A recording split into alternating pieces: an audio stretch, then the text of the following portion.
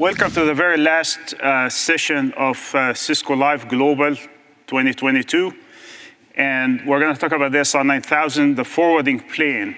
What happens to every frame from the moment it enters into the chassis to what happens afterwards. It gets dropped, it gets punted upwards, it gets replicated and forwarded, it gets replicated, not replicated and forwarded.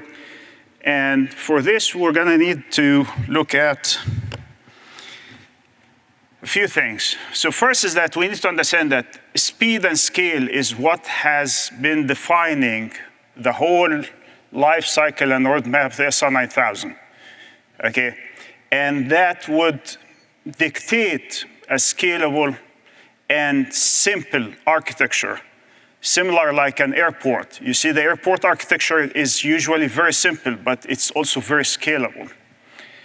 So for this, we're gonna talk about 5 things. So we're going to talk about the system architecture with a specific focus on the control plane, the forwarding plane. We're going to talk about the different kinds of traffic. So there's traffic coming in that needs a special treatment, or it's for us, what we call for us, it's coming to the control plane, whether it's a signaling exchange or protocol exchange with the neighbors and things of that sort. There is transit forwarding, that applies to the healthy and good unicast and multicast on all layers. And then we're going to talk about the MPLS traffic, because in many cases, the ASR 9000 is sitting at an edge between a non-MPLS domain and an MPLS domain. That applies to most of you, right? So meaning that it's continuously doing this MPLS services or processes by which there's push, pop, swap, and unlabeled forwarding. And then, based on all this is gonna all feed into some of the specific troubleshooting techniques. How can I look at every counter and everything along the path and troubleshoot a specific flow that's going through this magnificent scalable platform? And even if I need to do a packet capture of some the problem traffic or some of the traffic flows that need further inspection. For this, as I said, so there's no way I can cover this in 45 minutes, but you have other means. So you can email me, you can still schedule virtual meetings with me over the coming 2 weeks for some time then. But we can answer questions after the session in so many different ways. We want to ensure your success. So let's start. The ASR 9000, how does it look like? The system architecture, but we're going to focus on the forwarding plane only. So this is a family, and there are differences here between how the packaging look like. So how many line cards, the airflow is left to right, left to front, front to back, all this stuff. And if it's a semi-fixed hardware configuration, or if it's a scalable, and how large that is. That would show you the scale of this and the scale of the architecture. However, the architecture is the same regardless of the size. And that helps us in the consistency of the forwarding. So what's important for us is how the architecture looks like from the inside, the logical view here. So in all cases, we have control plane on a couple of routing processors for redundancy. One is active, the other one is hot standby in almost all cases. And then we have a switch fabric. The switch fabric can either be built in something like 9901, or it can be distributed 50-50 on a couple of RSP cards, or in some of the larger ones that need more of a bigger central switch, you have fabric cards. So it's spread over 5 or 7 fabric cards. In all cases, it's just a switch that links both the control plane path here for their internal communication, send and receive, but also it has several highways, bidirectional highways, to each line card slot in the chassis. Then on each line card, you're gonna have another CPU, line card CPU, okay? And with this, we say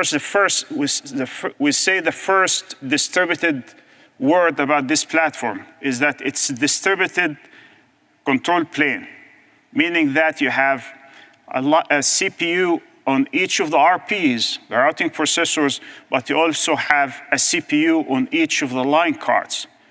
Okay, so have this in mind that as we move forward, you're going to see the role of this CPU. Actually, it's not just a CPU, it's a full Linux computer running Wind River Linux release 7, a 64-bit, and it has Python installed as well. So you can do other things with it at your own risk.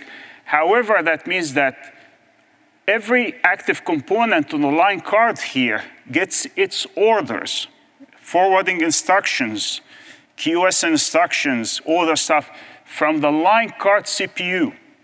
And also they send their statistics about drops, forwards, whatever, to the line card CPU. The RP is not the entity responsible directly of talking and listening to the forwarding processors. So this two kinds of processors here, control plane processors and forwarding plane processors. Line card CPU also are responsible for some of the functions related to the immediate neighbor, like the adjacency, the MAC address of the next hop for my egress, my neighbors. That's why they handle ARP. For scalability also, they handle the MAC learning for layer 2 services, and also they handle the BFD in order for it to be at high speed. So each line card is handling it for immediate neighbors. Is that good so far? Okay. Now, as you see here on each line card, we have forwarding slices, meaning that on each line card, we have a number of forwarding processors that all their purpose in life is purpose-built by Cisco for the newer generations. And this is really the muscle. This is the expensive part, let's put it this way. And as you see, for each of these slices, you may have one network processor that is sharing a forwarding fabric interface ASIC here that does the interfacing to the central switch here from the ingress to the egress.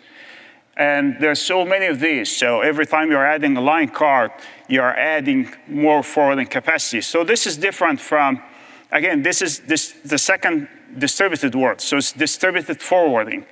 That's different from the single stage forwarding platforms that have one central switch that every packet is going through. So each of these slices is capable of handling and forwarding from the ingress inwards or on the egress of doing the job independently without impacting the workload on the other slices here.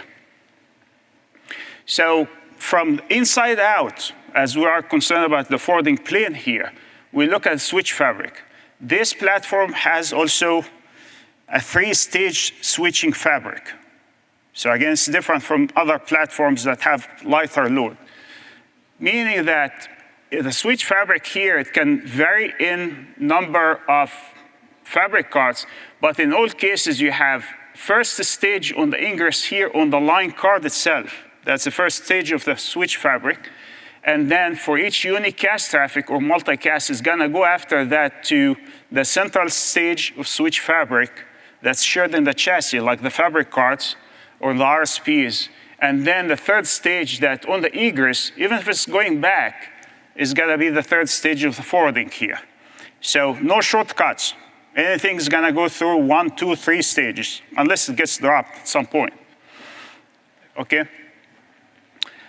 Then here's how the slice would look like. So we have the line card CPU in sending the forwarding instruction, QoS, and all this kind of forwarding things and ACL policies. And then you have the network processor here,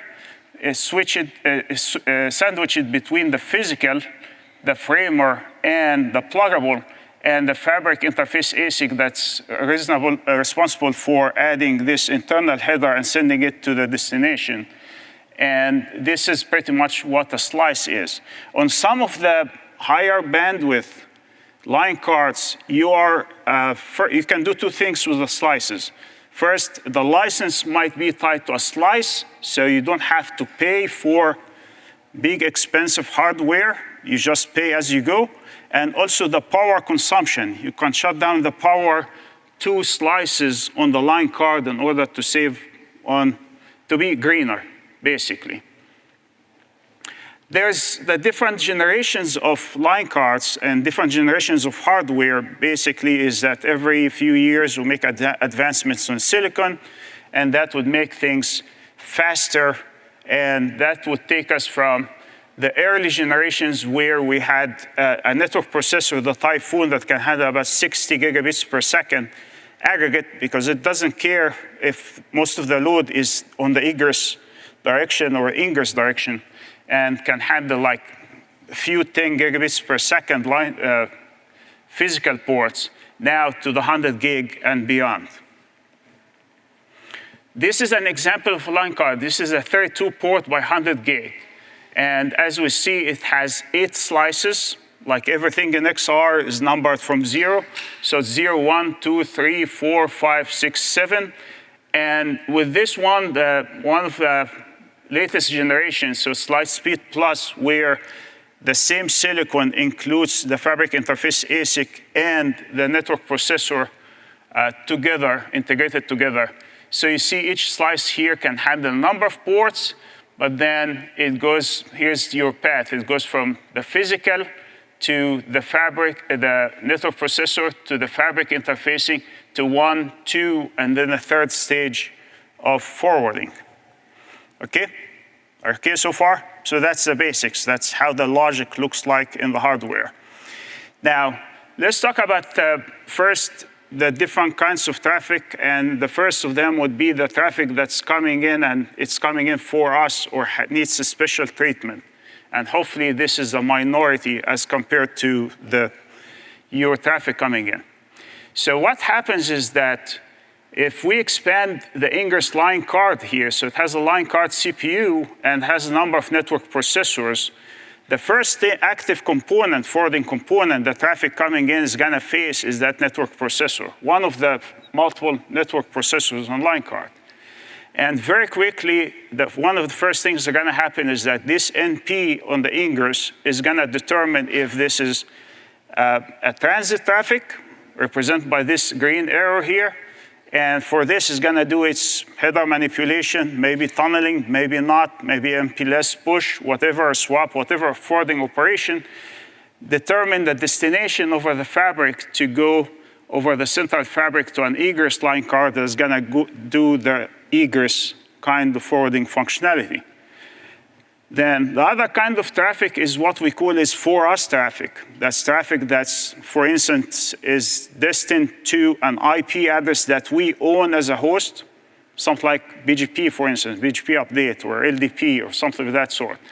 Or something that has a local scope multicast, like being sent to 224.0.0. One of the protocols that is multicast needs to be handled by our CPU. And for this, it's gonna be like this traffic represented by a red arrow, by which this is, instead of being subject to the normal forwarding information base, is gonna be handled by a different set of processes called local packet transport services. They're gonna be subject to an internal FIB, IFIB, that's gonna say, okay, I need to send this to the active RP, or make 2 copies sent to the active and standby RP, or goes to the line card CPU. That's destinations. Then the third kind of traffic is exceptions, meaning traffic that looks like header-wise, that it should be destined to some destination far away. So it looks like header-wise for the most part like this green one.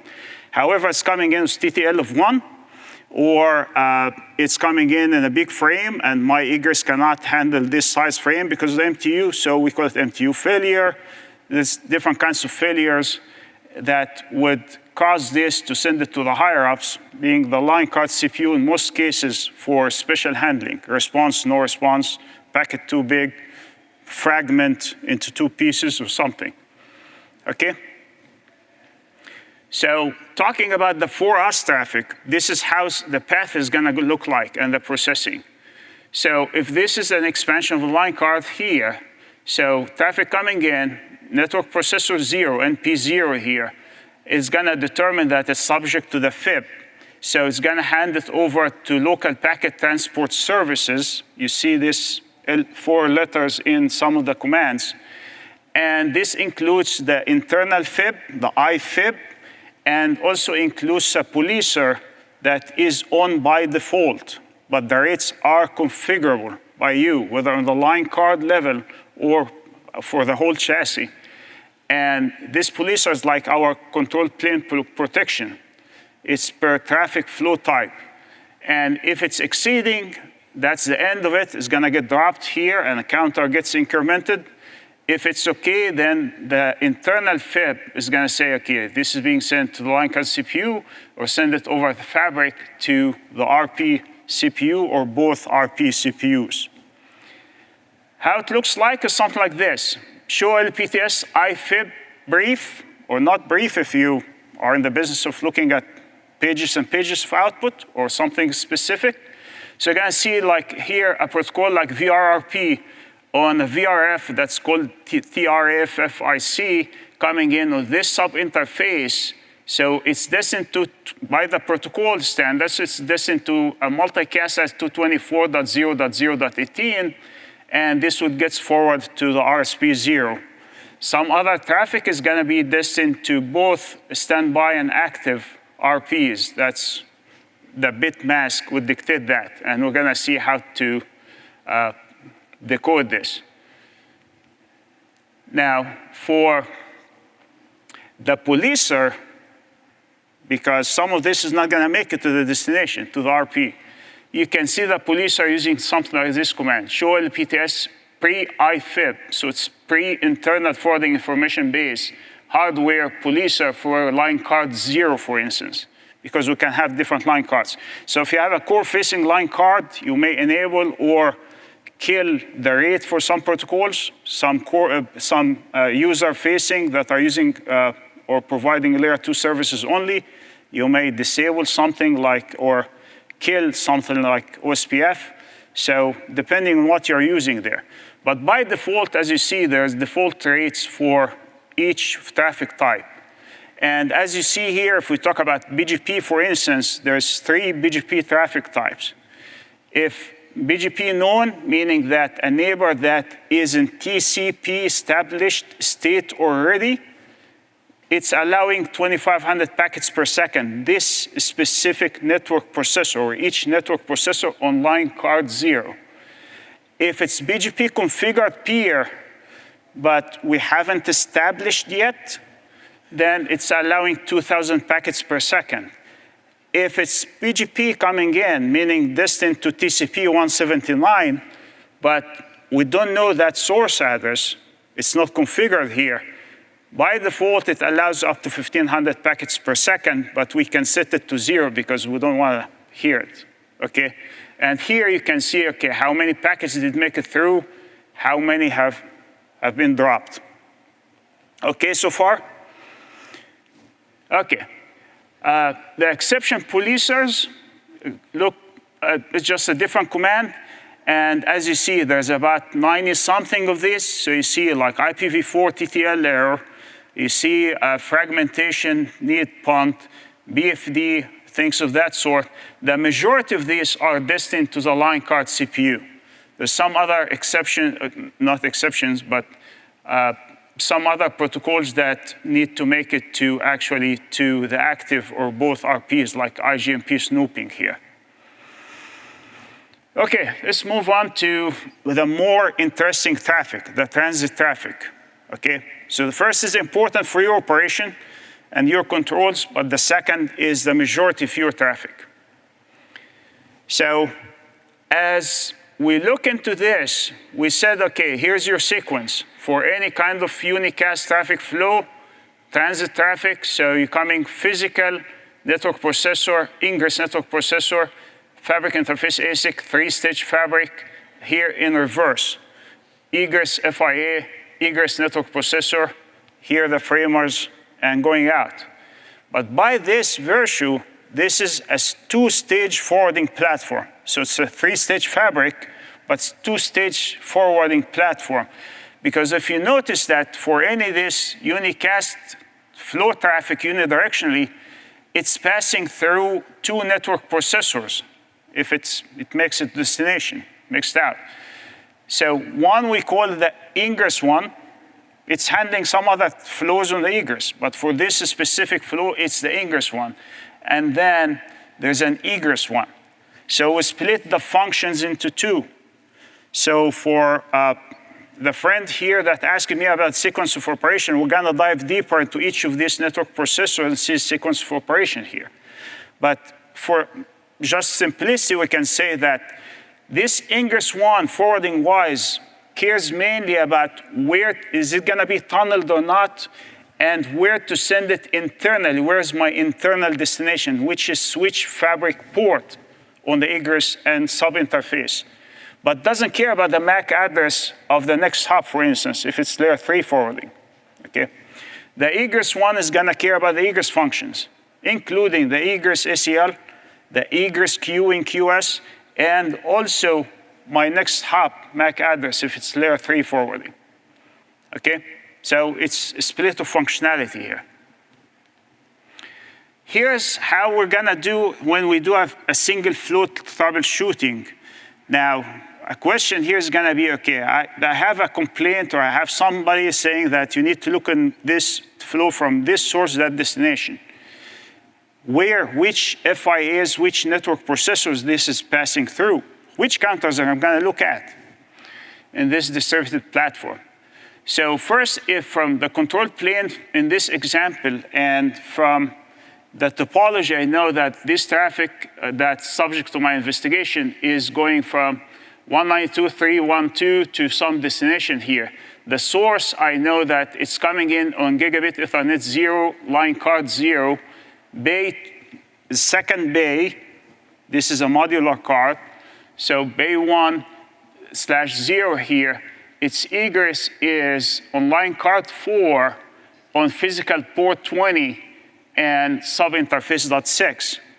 There's some mapping commands here on both cards that would tell me that my ingress port here is handled by, on this small card here, or small in terms of hardware components, on network processor 1, FIA 1.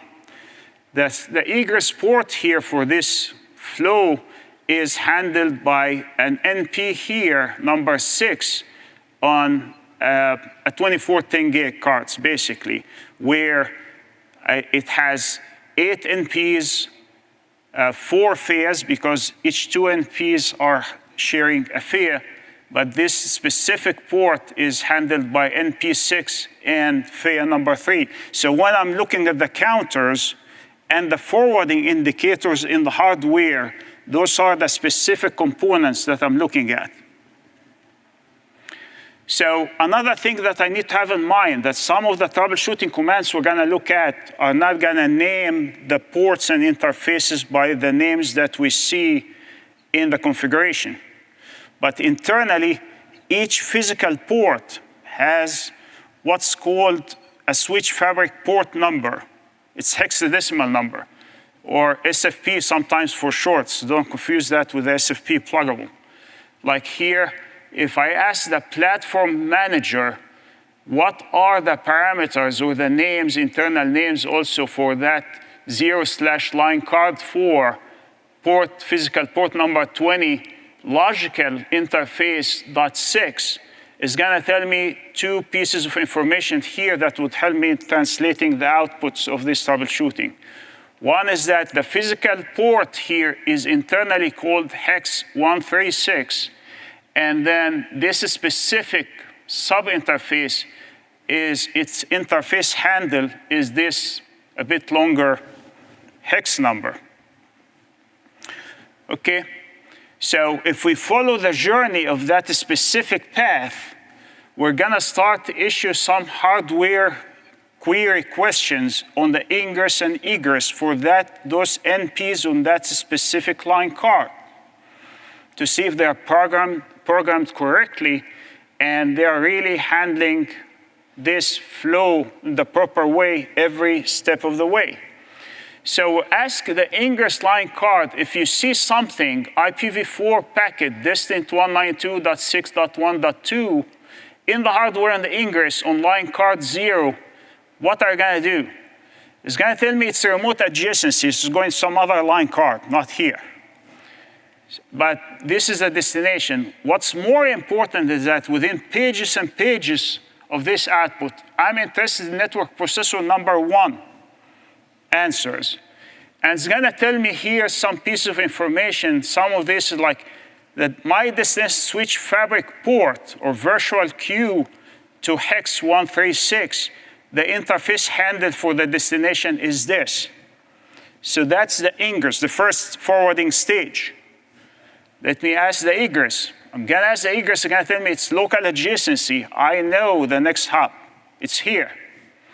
So, okay, that's expected because of egress. I'm not looking at NPs 0, 1, 2, 3, 4, 5. NP 6 here is telling me that it's not a tunnel adjacency, so there's no tunneling here. It's for the as is. It's giving me some information here that the ingress didn't care about, including layer 3 MTUs, 1500 bytes, and here's my destination MAC. So here's the MAC change for the destination. Here's the MAC address adjacency. You're going to ask me, what if this is a tunnel head end? For traffic engineering, GRE, you're going to see so many examples in the slides. The difference is that you're going to ask here on the ingress what you're going to do to this. If you see this IPv4, something distant to this IPv4, is going to tell you here, this is a traffic engineering tunnel, and here are the tunnel parameters, including explicit null label. If there's any XP manipulation, it's end of stack label or not, EOS, that's what's meant by EOS. And then what's my egress switch fabric port and my egress interface handle. Sorry, let me switch this quickly.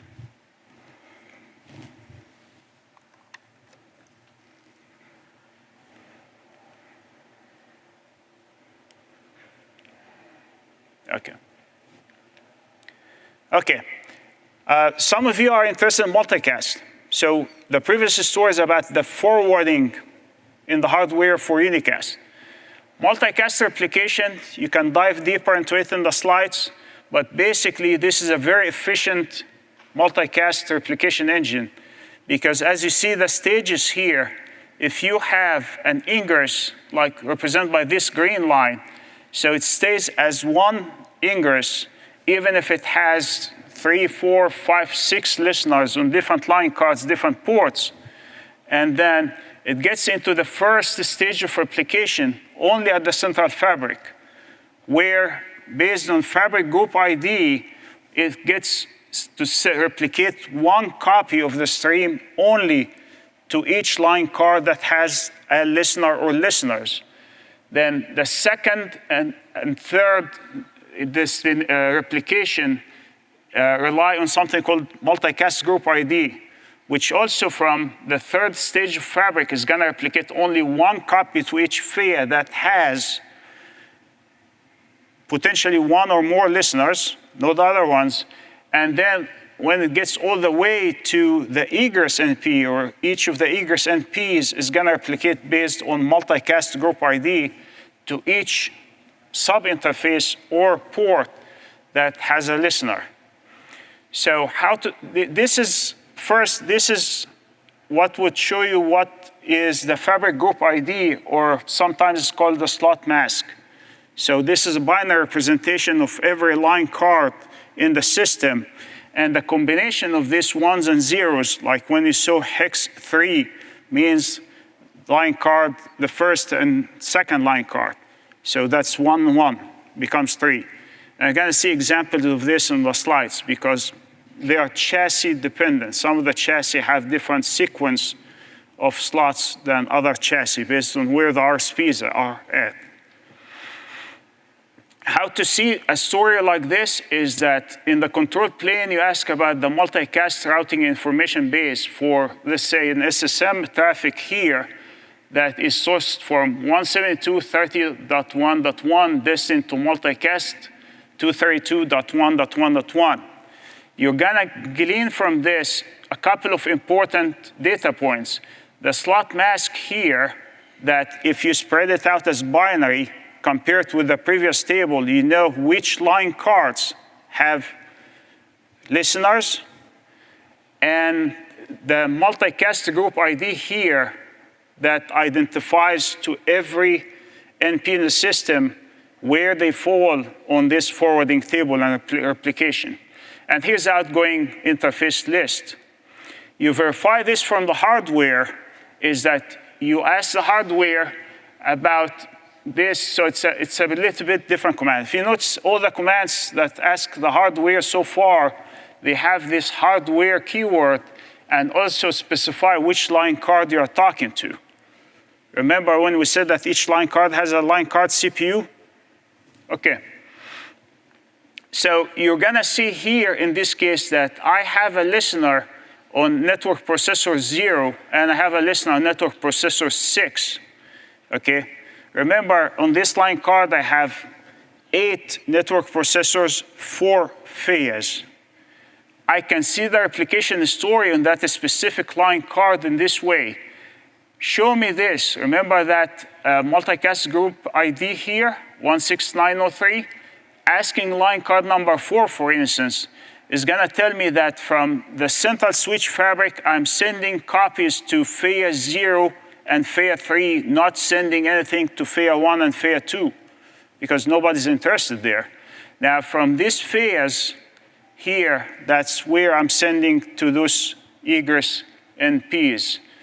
Here's more details on the egress side, on the NP side, the performance of each egress points here in terms of how many packets, bytes were forwarded, and also if there's anything that has been dropped, whether in the ingress direction, if this happens to be in the ingress direction of the ingress single stream, or on the egress direction if it's on the egress for that stream. Okay, so that's the troubleshooting and the hardware for multicast. But still, we haven't dived deep inside network processor itself because there's more information there. Layer 2 frame forwarding, what's the difference? It relies on 2 pieces of information. Which interfaces are members of my bridge, local and remote, so pseudo wires and local attachment circuits. The second piece of information is what? Have I learned that MAC address before? Have I seen it on the ingress and cached it in order to send to it as a known unicast MAC destination? So here you find a set of commands that explicitly in even nicer words, instead of these hex and flags and whatever, that would tell you about each bridge, configured bridge here on the system, in the hardware, what is the status and the counters for each of both the attachment circuits for that bridge domain and the remote pseudo wires.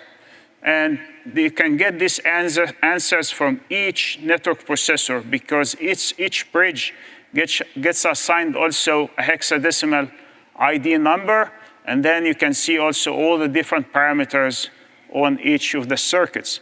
Because sometimes for policy or for security, you apply different security boundaries or filters or limits to different attachment circuits. Not everybody treated the same way, or even number of learned MACs or maximum MACs, for instance. So you can see here all these different parameters. The second piece of information is to check on the MAC address table for that bridge domain. And with this, you're gonna see what you're after here, which MACs are learned and which ones are local to an attachment circuit here, and which ones are over pseudo wires remote. So let's dive deep a little bit inside the network processor and the FIA. Now, since we know flow-wise which components we are interested in for the flow under investigation. Sequence of operation. So hopefully that answers your question about the sequence of operation. Remember that we said in the center here, we have the three-stage fabric, the big switch. And then for each unicast traffic is going to be subject on the ingress to an ingress NPU processing, network processor. And then after it goes through the fabric, it's going to go through some processing, egress processing by the egress one.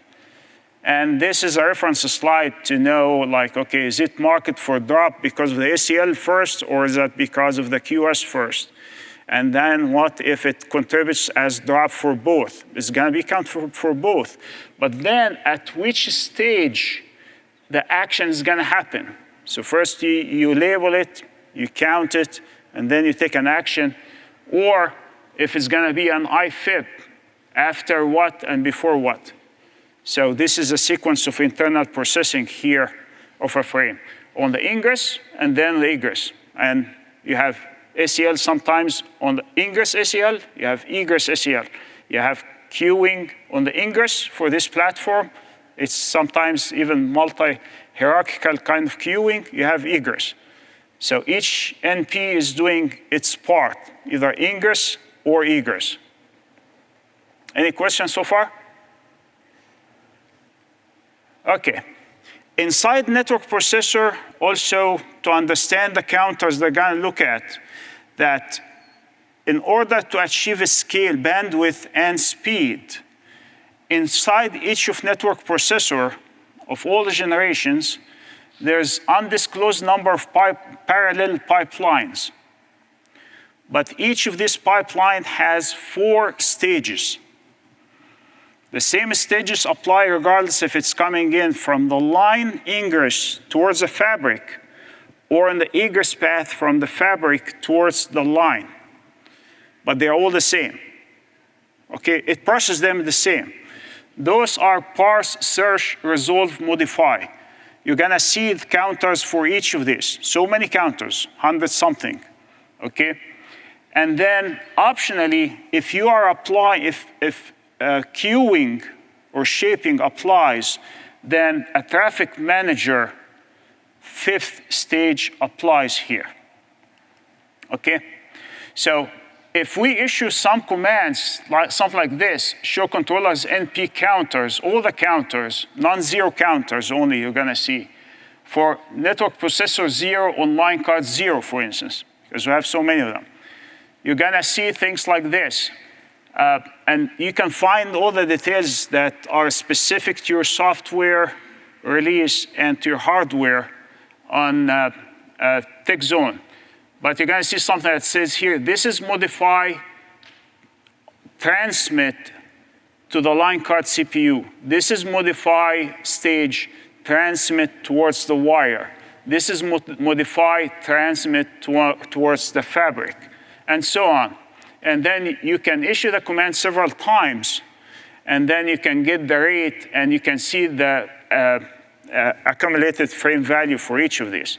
Some of these would have the word in uppercase drop, and some of these drops might be expected, some of these drops might be unexpected. Okay, and then there's the optional traffic manager kind of stage, where if you are doing shaping, meaning everything that exceeds that shaper value, for instance, or because of queuing, there are some drops. Here's where you're gonna see the dropped packets and bytes count. Now about the FEA, FEA also has counters. So as you see on the diagram, each FEA has links towards the first stage of the fabric on the line card, but also has links towards one or more network processors. It can have up to 4 on each side. Maybe not all of them are used. So for unicast and multicast, on each of these links, you're gonna see ingress and egress counters for various kinds, including for drops. Like here we see the drop counters for this FEA, specific FEA. This is FEA instance number 0 on line card 0. And here we see tail drops. It says tail drops. By the way, tail drops here doesn't mean that something on that line card is a problem. It might be the remote port because we intelligently send like backwards congestion signals from an egress port. If in case if you have high speed to low speed egress, or you have many to one, like many high speed coming in and only destined through a one uplink. So it's many to one. So you can't send all the traffic. So it sends a backward pressure signal that says, okay, so stop sending me the normal priority traffic. Send me only the high priority traffic, meaning traffic that maybe your QoS policies have marked as higher priority. So this way we can drop them before they get forwarded over the fabric. We're going to talk briefly about MPLS operations because you're going to see this in your show hardware commands for the forwarding, because here, how many MPLS operations we have? So just a refresher here. So we have push when you have ingress that's, let's say, IP. So this is IP to MPLS. Coming in IP, going out with one label pushed on top of it.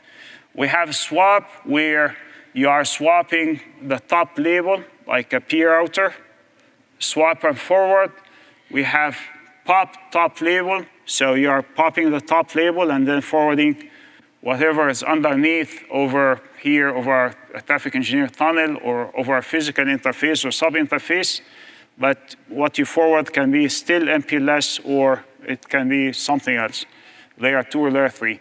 There's the fourth one is unlabeled, meaning that you are not even permitted to send MPLS traffic egress to that interface to the next hop, meaning that you have to pop all labels down to the one that has a flag that says bottom stack, and then forward this way.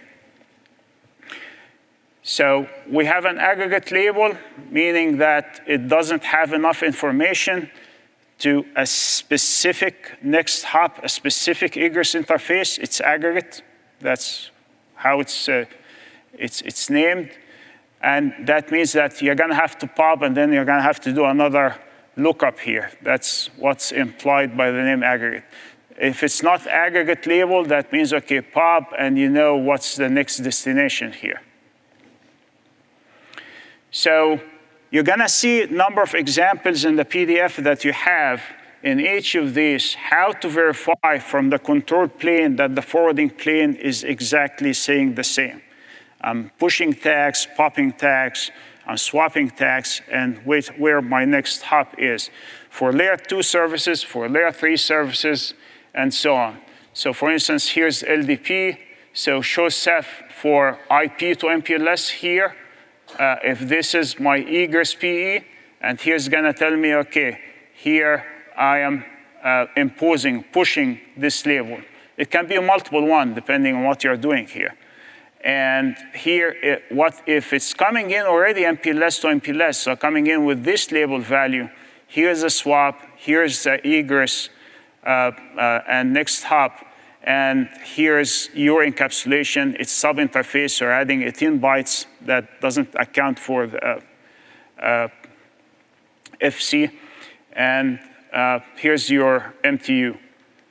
So I'm going to skip through this, but feel free to ask me about them. Depending on what services you are using, you're going to see a whole of lot of layer 2, layer 3 signaling, because I want to take you to more troubleshooting stuff within the time left that we have. So if I'm troubleshooting here, there's a number of things that I can look at, much more than just the few commands that we looked at. So on the ingress, first thing is that if something is happening now on a specific interface, I can monitor that interface in near real time. So this monitor command is going to give me these counters, including errors, updated every 2 seconds on the screen. Then another thing I can look at the very ingress here at the door is the smart pluggable, because it can tell me if my laser, my receive signal levels are within range within limit or not, or if it's experiencing, for instance, a higher temperature than normal. And also with this information, smart SFPs are pluggable, so you can see the serial numbers and many other information that would help you with determining what kind of pluggable that is and its normal operating ranges. Then on the ingress also, the framer, the physical here, I can read these counters. So if I do a show controller for a specific 10 gig controller here, I'm gonna see two sets of statistics. One labeled as ingress, the other is as egress, where I can see the different frame sizes that are being received and transmitted, and also the different kinds of unicast, multicast, and errors and drops, sometimes with some hint about why are these dropped. Then moving a step inwards, then we want to make sure that that logical interface in the NP is programmed correctly. So for instance here, if I do, okay, show me this interface in the hardware, I'm gonna see that this specific sub-interface here, 2.200, I can see its interface handle, its switch, its parent interface handle as well, because this is sub-interface. I can see that it's matching on 802.1q from the ether value here on a single layer 2 label, not two labels. And I can see that it's programmed as a layer 3 sub-interface. So it's not programmed as layer 2 attachment circuit, for instance.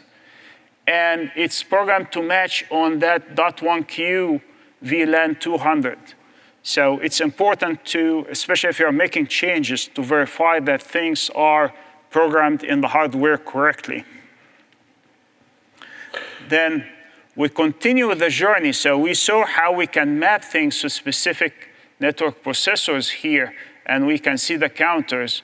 But then you're going to see different examples of looking at this NP counters, including if it's like under heavy pressure that it can't process here, where high rates of drops are taking place. And then last thing I want to show you is how to capture a frame.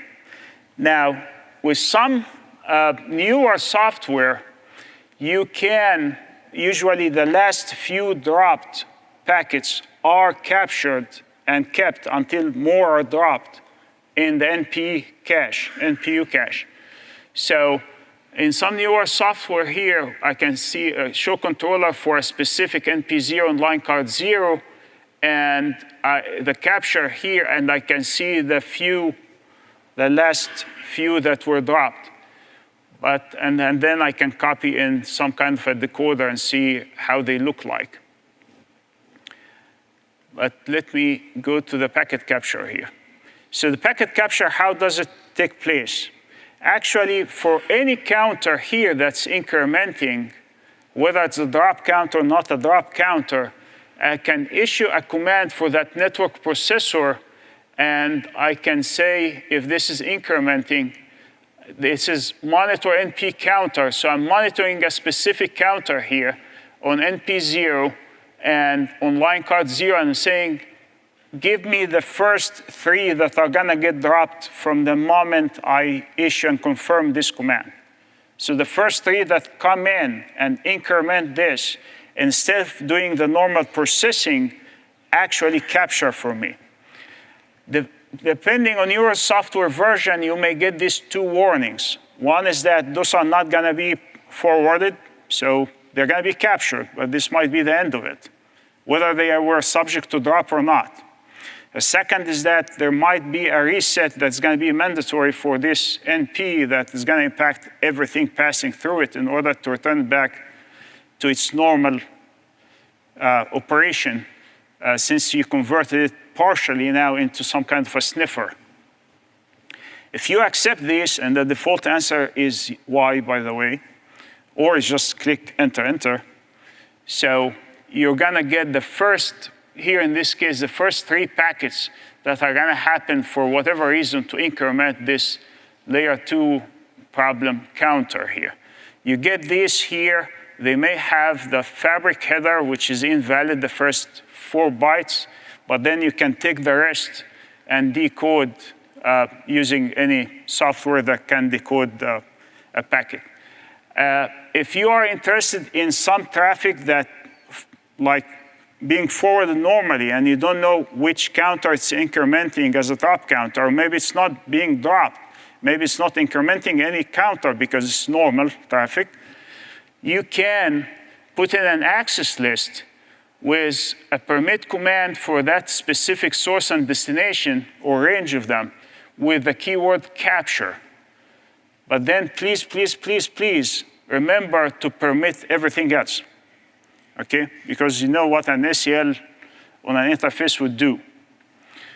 You take that ACL, or you modify existing ACL, apply it to the interface, and then any traffic that falls within this is going to increment an NP counter that's called ACL underscore capture underscore no underscore span. So now you have a counter that's being incremented, right? So you take this and have a monitor NP, same like the previous one, saying, okay, anything that's incrementing this counter that I now cause some traffic flow to increment intentionally, capture for me the first 3 packets that are gonna happen, hopefully in a few seconds, maybe in minutes, I don't know. You accept this, you're gonna get the very first few that have incremented this subject to your ACL line, capture line. Any questions so far? Because we are past the allocated time, I think, because I see all zeros in the counter here. Or any question on anything? Okay, so let's agree that we have covered these 5 things, okay? The system architecture, still high level, very quickly, forwarding plain only, or mainly, okay? And the 3 kinds of traffic that we have, the control, the exceptions, the transit traffic. We looked at layer 2, layer 3, unicast forwarding, and multicast replication. And we looked at MPLS, but some of this you're gonna do on your own, all right? And then we looked at troubleshooting every counter, every step of the way, and packet capture, okay? Thank you very much. Enjoy a safe trip back. And then your homework next week, the 276 slides, okay? At least 60 or 70 of them apply to each implementation. So hopefully now you're gonna put in the probes that would show you the performance of the internals of your SR 9000s, and give you the capability now to narrow down in every single flow there when needed. Thank you very much.